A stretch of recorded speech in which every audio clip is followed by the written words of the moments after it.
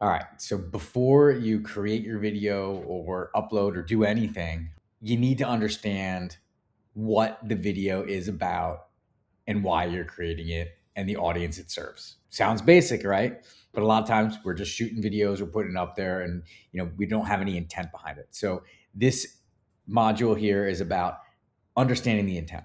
So every video needs one primary keyword and one clear ranking goal. And basically ask yourself, what would somebody be typing in to find this? And what do I actually want it to rank for? Because you could be found for different things, but if it's not hitting the right audience, each view and it doesn't accomplish its goal, it's not going to work. So all videos need a clear job. So also secondary keywords, right?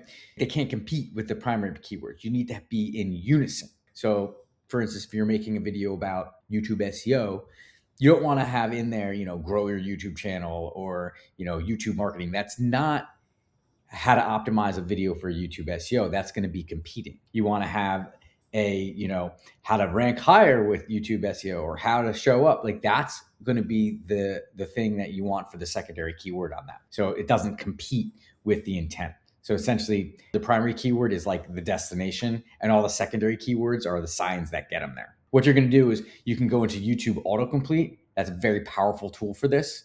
And also some related videos for the secondary keywords. Natural language is key here. The key takeaway here is primary keywords define the strategy, secondary keywords support relevance. So if you can't name a keyword, don't make the video.